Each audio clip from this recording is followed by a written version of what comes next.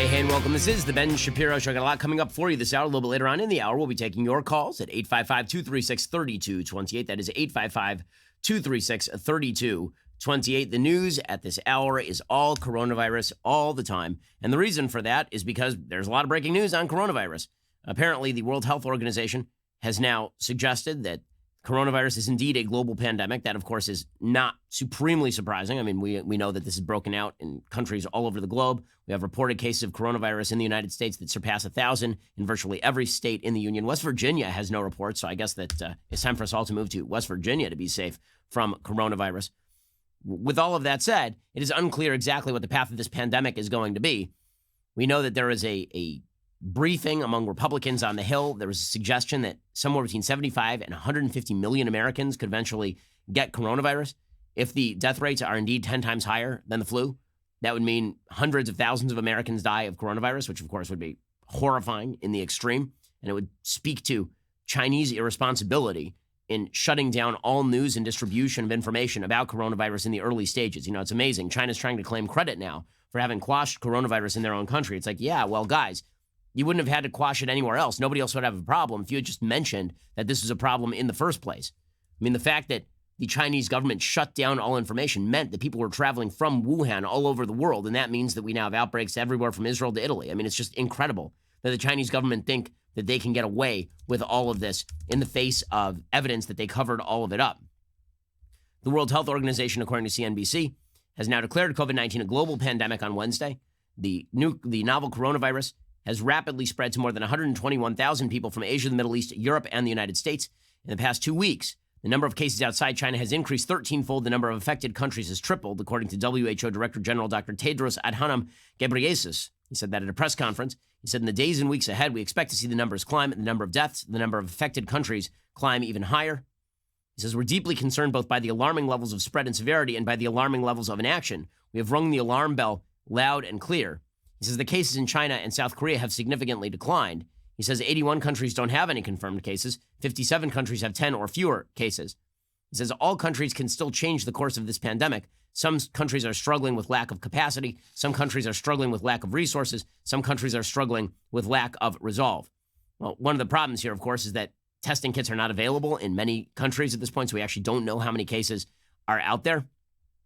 Also, again, once this is out there, the question of how do you restrict its spread becomes very, very difficult. And when they say that the number of cases inside China is declining, that's true because China has initiated lockdown. What happens when China ends the lockdown? I mean, does China just keep people locked down for 4 months? How exactly does that work? Maybe they do.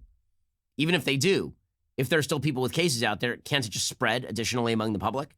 Have you frozen it or have you ended it is really the question. The virus is slowing in China where it originated in December, but it's picking up pace in other parts of the world. Italy has the most cases outside of China, roughly 10,000 infections. Iran has 9,000 infections. South Korea has 7,800 infections. The health minister in Britain apparently has come down with coronavirus. Tedros said this is the first time a coronavirus has caused a pandemic. Dr. Mike Ryan, executive director of the WHO's Health Emergencies Program, said health officials take the characterization very seriously, adding, we understand the implication of the word. Ryan says, we have hospitals who need our support. We have people who need our care. We need to focus on getting our frontline health workers equipment, supplies, and training they need to do a good job. The organization raised its risk assessment level on the virus to its highest level of alert last month, but had been hesitant to declare it a pandemic. He says, unless we're convinced it's uncontrollable, why call it a pandemic? Well, I guess now they think it's uncontrollable. So here's how does this thing end? Good piece by William Wan over at the Washington Post. Talked to virologists, and he says there are basically 3 scenarios. 1, health officials control coronavirus through strict public health measures. This is when severe acute respiratory syndrome, SARS, hit Asia in 2002. It was pretty scary, a fatality rate of about 10%. No drugs shown to be effective against it. The current coronavirus has a fatality rate that's been estimated ranging from less than 1 to 3.4%. Within months, SARS was brought under control, for the most part stamped out by international cooperation, as well as isolation, quarantine, and contact tracing. That would be an ideal outcome, but SARS had more severe symptoms. People went to the hospital pretty quickly. Cases of coronavirus are obviously harder to catch and isolate. Okay, that's best case scenarios. We somehow isolate this thing and shut it down. Second, coronavirus is less developed countries. Things get worse before they get better. One of the grim lessons from Ebola in West Africa, says the Washington Post, is how an epidemic can grow when it hits countries with weak health infrastructures. This is why the WHO and others have been preparing countries in sub-Saharan Africa for coronavirus, even though few cases so far have been reported there. Compared to coronavirus, Ebola was less contagious, transmitted mainly by bodily fluids. The death rate was significantly higher.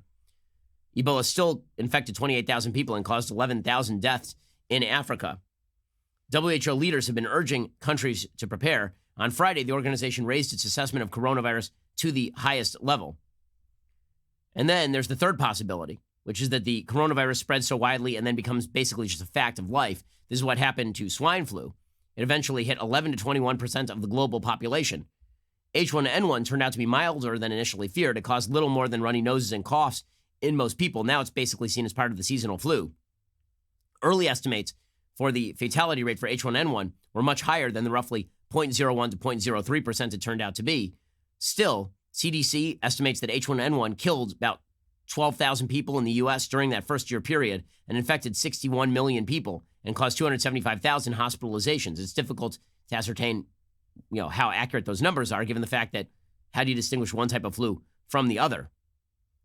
H1N1 is a good parallel because it had a lower fatality rate than SARS or MERS, but it was deadlier because of how infectious and widespread it became. So, how exactly does this one line up? Well, it's deadlier than H1N1 by the statistics available right now, and it also spreads like H1N1, although maybe not quite as widely. This means that buying time is the name of the game because we have to develop a vaccine. If we're able to develop a vaccine, then obviously this thing will be tamped down. No one knows whether the seasonality of the flu is going to affect this thing. Typically, flu goes down in warmer seasons.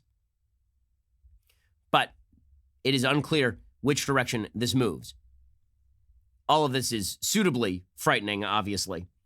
It becomes even more frightening when you realize that the federal government botched the initial response. That is not Trump's fault. That is the fault of a giant federal bureaucracy